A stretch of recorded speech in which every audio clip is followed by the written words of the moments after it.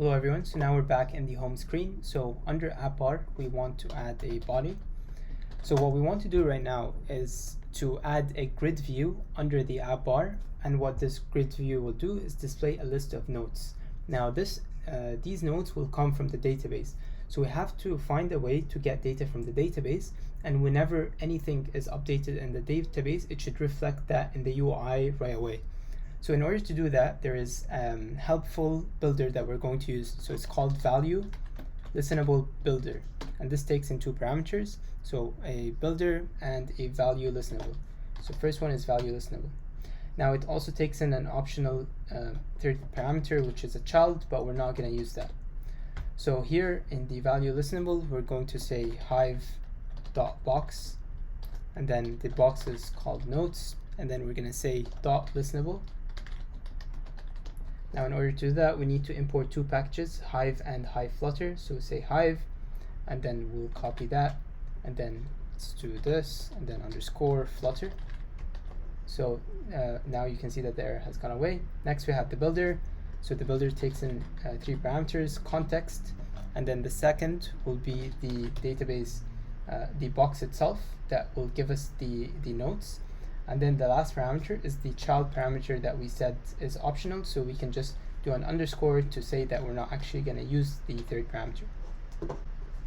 Now for the default, let's just return a sized box dot shrink, which is just a placeholder for now.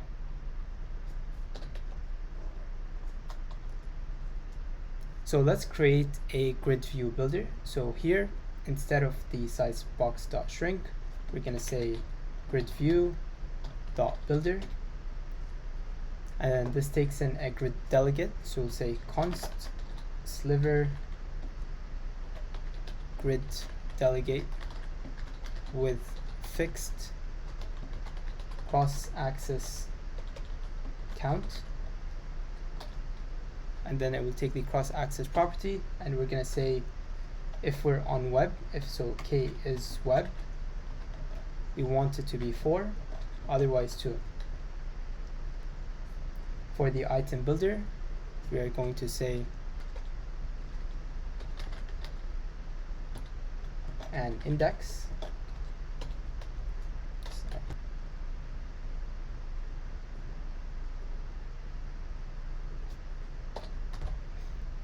So now we have the item builder, so it has context and the index. And we also have the item count property. So here we will say notes.length. Now right now it doesn't know what notes is, so we have to come here and say that notes is of type box, and the data inside for now will say dynamic. So now you can see that the length error has gone away. Now the item builder needs to return a widget. So we want to return a grid tile, and this grid tile will have a child, so we'll do texts, and this child we want to display the current note. To get the current note, we'll say final note equals to notes.get at and then index, and then here we can say note.title.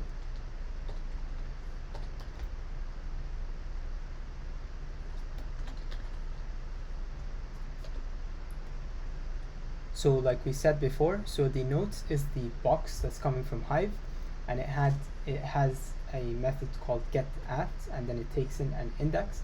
So basically what we're going to do for every item in our database, we are going to get it right here, and then we're going to display the title for now.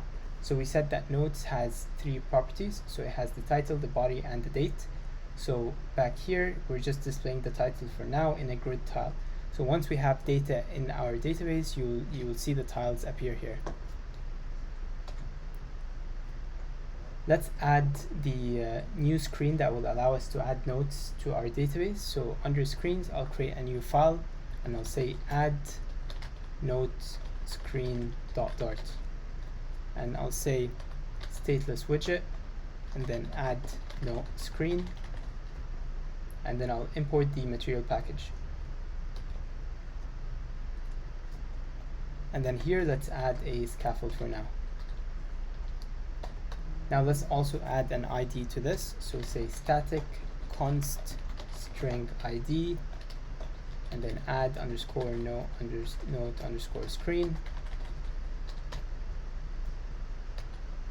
And then we'll be able to use this ID in main. So here under material app, we'll say routes, and we'll say add note screen.id points to a function, takes in a context, and then it returns the add note screen widget. So now on the home screen, what we can do is under body, let's add a floating action button. So say floating action button, and then it will have a child to be a const icon, and then icons.add. Now floating action button also needs an onPress callback. So we're going to say, now we have background color, so we'll say K yellow color. So now we have this. As you can see, it went to the add note screen. Now let's go to the add note screen and let's create a form. So in order to create a form, there's a few things that we need to do. So here we'll create a form key. So form key equals to global key of type form state. This will allow us to validate the form before we submit it. And then I'll say final here, and let's remove this const because it's no longer a constant. Next, in scaffold, we'll say app bar, and then the app bar will have a title that will be a constant text widget, and we'll have the text menu note, and then the style will be text style, font family to be satisfied.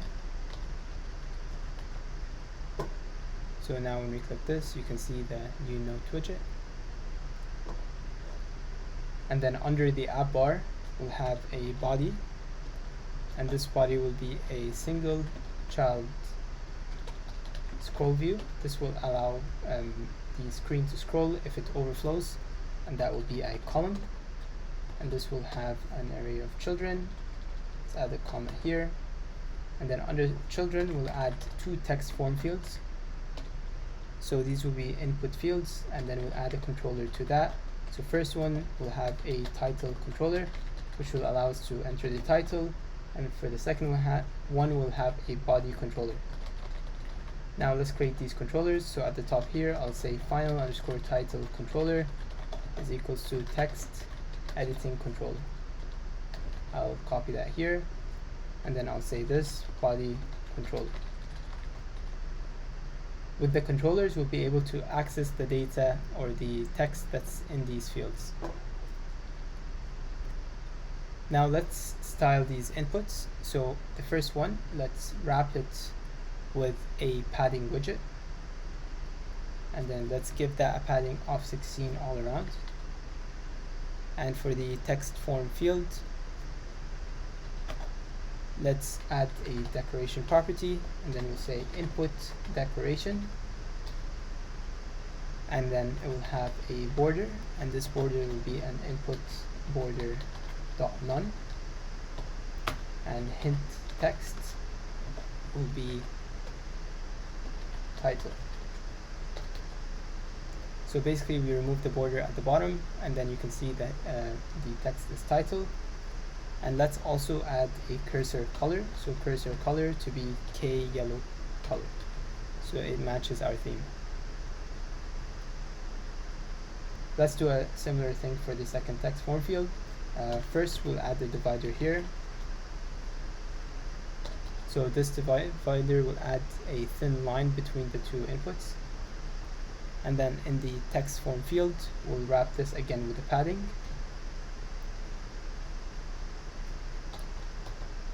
And then let's add a cursor color as well to be K yellow color. And then max lines to be 5, and the decoration, we'll copy the decoration for here. So we'll say, so input border is none, and the hint text for this one will be body. So now we have the title and the body, and let's make the padding to be 16. So now they match. At the end, let's also add another divider. So I'll copy this and move it all the way down. Let's add some input validation. So in the text form field, there is a validator property. So validator, and that is a function which takes in the value of the input. And then we're going to do if value is not equals to null, and value dot trim dot length is greater than 0, then we return null. Otherwise, we're going to invalidate the input and then say field cannot be empty. So basically what we're checking here, we're making sure that the value is not null, and that the value, if we trim the input, so let's say someone just added spacebar, spacebar, spacebar. This should not be a valid input. So that's why we use trim. So when we use trim, it will get rid of the space, and then it will give you the actual value without extra spaces on either side. Now we get the length property of the string. If it's greater than 0 and the value is not equal to null, then it's valid, and we return null. So when we return null, it means that this input is valid.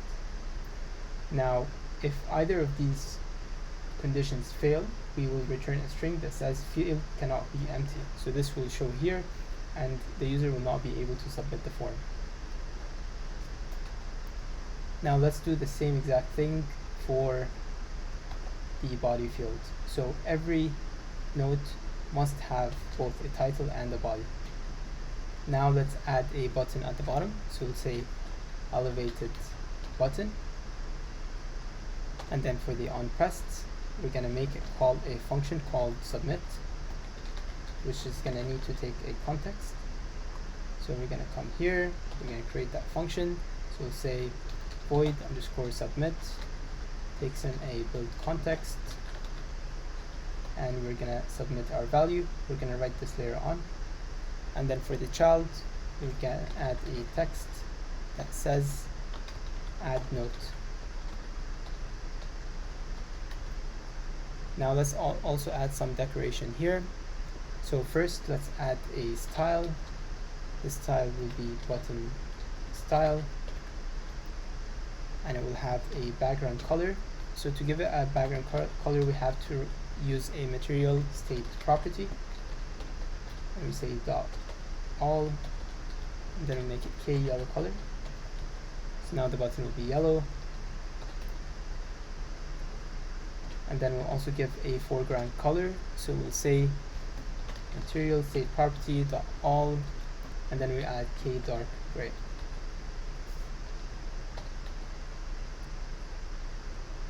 Now let's increase the size of the button. So we're going to wrap this widget with a container widget.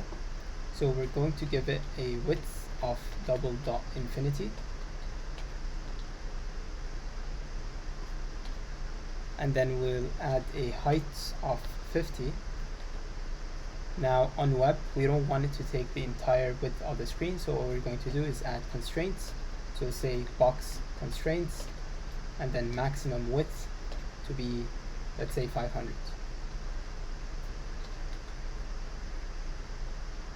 Now let's also add some padding around the button. So let's wrap this container widget with a padding widget, and then make it all around 16.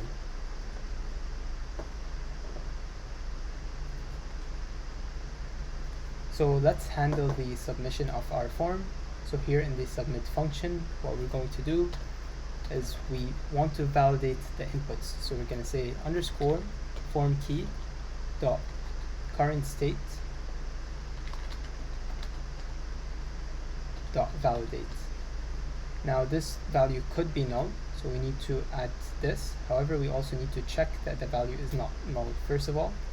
So if this value is not equals to null, and the form key dot current state dot validate returns true, then right here we know for sure that the title is entered correctly and the body is entered correctly. So we should handle submission. So now let's handle our submission. So we're gonna say final note is equals to hive.box. This will return our notes box. And then we're gonna say final note equals to, let's create a new note object. And we say title is equals to underscore title controller dot text dot trim,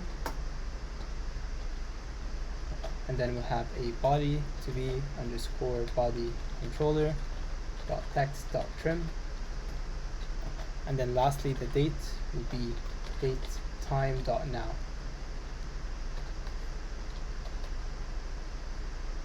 And here we need to import Hive, and we need to import the note model.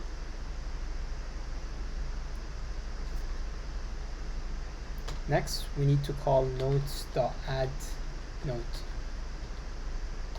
and we are going to call navigator.pop and pass in the context.